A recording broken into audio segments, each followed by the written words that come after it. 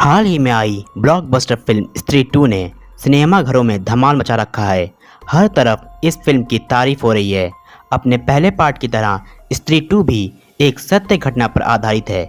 जैसा कि स्त्री मूवी के पहले पार्ट में दिखाया गया था कि बेंगलोर के आसपास के गांव में 1990 में एक अफवाह फैली थी कि एक चुड़ैल रात होते ही गलियों में घूमने लगती है और घरों के दरवाजे खटखटाती है।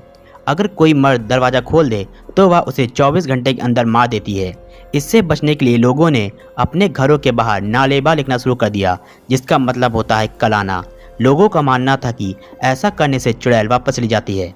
ठीक इसी प्रकार स्त्री 2 भी एक सत्य घटना पर आधारित है। इस बार इस फिल्म में एक सरकटा भूत की कहानी बताई गई है, पर यह सरकटा भूत है कौन और इसकी असली कहानी क्या है, आप भी जानना चाहते होंगे।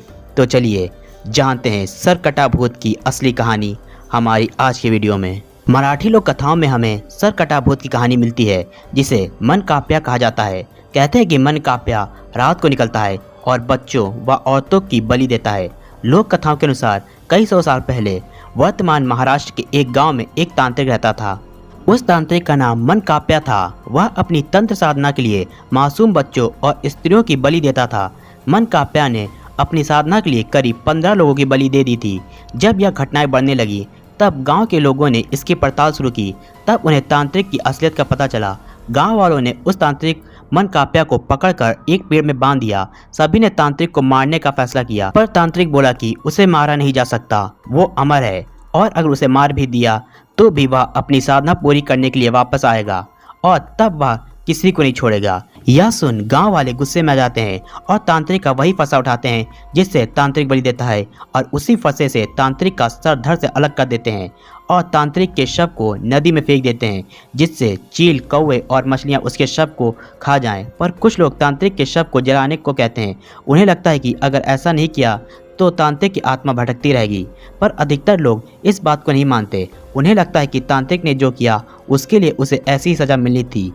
इसके बाद कुछ वर्षों तक सब सामान्य रहने लगता है। सभी अपनी आम जिंदगी में व्यस्त हो जाते हैं, पर अचानक कुछ वर्षों बाद गांव में एक बार फिर वैसी ही घटनाएं शुरू हो जाती हैं जैसी तांत्रिक मन काप्या करता था। लोगों को कुछ समझ नहीं आता कि ये सब कैसे हो रहा है, क्योंकि मन काप्या को तो उन्होंने कई वर्षों पहले ही मार दिया था। तो अब यह सब कौन कर रहा है और क्यों कर रहा है। पर सभी को समझने में ज़्यादा देर नहीं लगी कि यह सब कोई और नहीं बल्कि मन काप्या की आत्मा कर रही है। गांव वालों के सामने समस्या ये थी कि अब मन काप्या की आत्मा से छुटकारा कैसे मिले। गांव वालों ने कई ब्राह्मणों और तांत्रिकों से सहायता मांगी। सभी के कई प्रयास किए, पर कोई भी मन काप्या की आत्मा को रोक नहीं पा रहा था। गाँव में लगातार औरतों और बच्चों की हत्याएँ होती जा रही थी। जो भी मन काप्या की आत्मा को देखता वह यही बताता कि एक बिना सिर वाला आदमी हाथ में फरसा लिए घूम रहा है।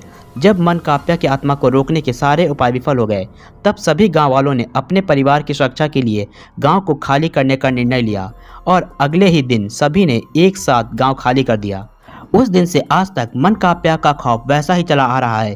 तांत्रिक मन काप्या की वजह से सरकटा भूत को मन काप्या कहा जाने लगा।